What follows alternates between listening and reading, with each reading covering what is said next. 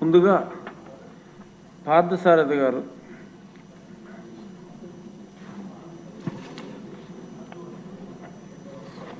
ధన్యవాదాలు అధ్యక్ష. ఈరోజు విద్యుత్ సవరణ బిల్లు మీద మాట్లాడే అవకాశం కల్పించినందుకు మీకు ధన్యవాదాలు తెలుపుతా ఉన్నాను. ఒక్కసారి మనం గత 5 సంవత్సరాల్లో జగన్మోహన్ రెడ్డి గారి పాలనలో విద్యుత్ గురించి వచ్చిన సమస్యల్ని మనం అర్థం చేసుకోవాలి అధ్యక్ష. ఒకప్పుడు రాష్ట్రం ఏర్పడిన తర్వాత, కొత్తగా రాష్ట్రం ఏర్పడిన తర్వాత 2014 నుంచి 19 వరకు కూడా చంద్రబాబు నాయుడు గారి నాయకత్వంలో ప్రభుత్వం మిగులు విద్యుత్తును తీసుకురాగలిగింది. అప్పటిదాకా ఇబ్బందులు పడుతున్న చిన్న రాష్ట్రాన్ని విద్యుత్ మిగులుతో రాష్ట్రంలో విద్యుత్ రంగంలో పురోగతి జరిగే దిశగా తీసుకురాగలిగింది. 2019లో జగన్మోహన్ రెడ్డి గారు అధికారంలోకి రాగానే అప్పటిదాకా చేసినటువంటి విద్యుత్ ఒప్పందాలన్నీ కూడా, ఏవైతే విద్యుత్ తారీఫ్ తగ్గించడానికి, ప్రజలకు కరెంటు బిల్లు తగ్గించడానికి వివిధ సంస్థలతో, అటు విండ్ ఎనర్జీ కానీ, గ్రీన్ ఎనర్జీ కానీ, లేదా సోలార్ ఎనర్జీ కానీ, వివిధ సంస్థలతో చేసుకున్న ఒప్పందాలన్నింటినీ కూడా రాత్రికి రాత్రి జగన్మోహన్ రెడ్డి ప్రభుత్వం రద్దు చేయడం వల్ల గందరగోళ వాతావరణం ఏర్పడింది. గందరగోళ వాతావరణం నుంచి తేరుకునే లోపలే ఎన్నో ఉపద్రవాలు జరిగినాయి అధ్యక్ష. మనకి అంతటితో ఊరుకోలేదు. ఈ కన్ఫ్యూజన్లో నుంచి బయటపడే లోపల రకరకాల సమస్యలు పెట్టి ప్రజల్ని ఇబ్బంది పెట్టే ప్రయత్నం చేశారు. విపరీతమైన అవినీతి, విపరీతమైనటువంటి స్వార్థంతో కూడినటువంటి సొంత మనుషులకు ఇచ్చినటువంటి కాంట్రాక్ట్ లాంటి సమస్యలు, వీటినన్నింటినీ కూడా బయటపడేయడానికి చాలా ఇబ్బంది పడాల్సి వచ్చింది అధ్యక్ష. అంతెందుకు, అవినీతితో కూడుకుపోయినటువంటి విద్యుత్ శాఖ, అవినీతితో కూడుకున్నటువంటి జగన్మోహన్ రెడ్డి ప్రభుత్వం ప్రజల నడ్డి విరిచేందుకు 1 సారి కాదు, 2 సార్లు కాదు, 5 సార్లు విద్యుత్ ఛార్జీలు పెంచి ప్రజల్ని ఇబ్బంది పెట్టే ప్రయత్నం చేస్తుంది. 1000 రూపాయల కరెంటు బిల్లు వస్తున్న ఇంటికి 3 నుంచి 4,000 రూపాయల కరెంటు బిల్లు వచ్చే స్థాయికి చేరుకుందంటే ఎంత దారుణమో ఒకసారి అర్థం చేసుకోవాల్సిన అవసరం ఉంది. అంతెందుకు, ఇంతే కాదు, ట్రూ అప్ ఛార్జీలు అని ఎప్పుడో వినియోగించినటువంటి విద్యుత్ కూడా మళ్ళీ ప్రతి 3 నెలలకు ఒకసారి అడ్జస్ట్మెంట్ల పేరుతో ట్రూ అప్ ఛార్జీలు వేసి ప్రజల్ని ఇబ్బంది పెట్టే ప్రయత్నం చేసింది. ఏదో రకంగా సమస్యలు సృష్టించే ప్రయత్నం చేసింది.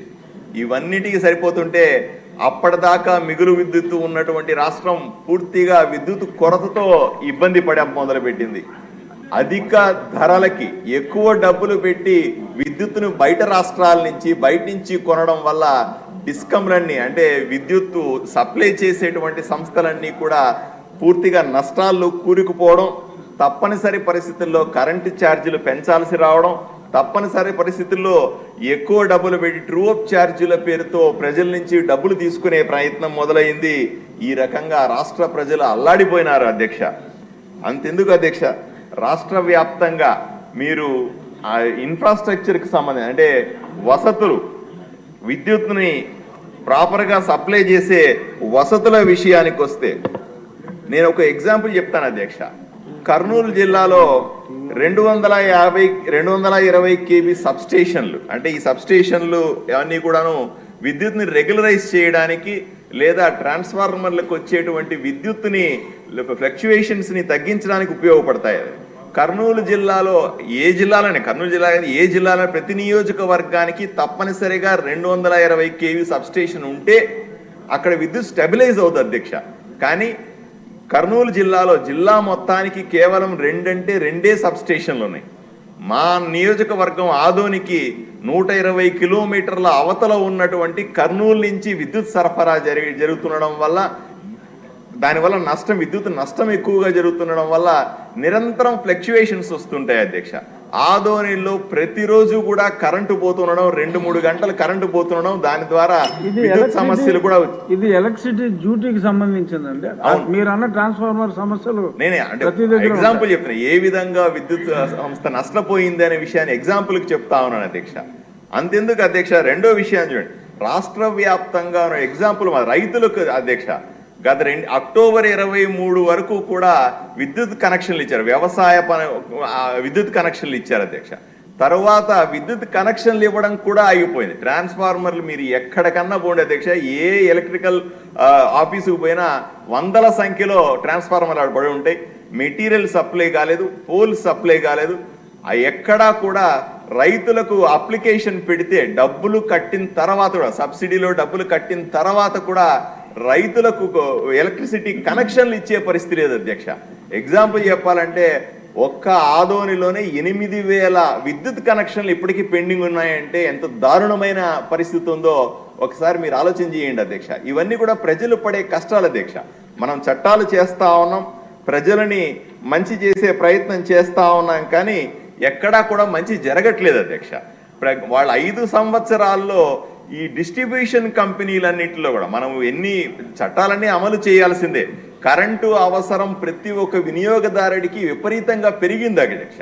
ఒకవైపున కరెంటు ఛార్జీలు పెరుగుతాయి, ఇంకోవైపున డిస్ట్రిబ్యూషన్ సరిగా లేకపోవడం వల్ల ఎవరికి కూడా ఈ కరెంట్ అందుబాటులో లేకుండా పోవడం, ఇవన్నిటినీ కూడా ఈ సమస్యలను సరిచేయాల్సిన అవసరం కూడా ఈరోజు కూటమి ప్రభుత్వం మీద ఉంది అధ్యక్ష.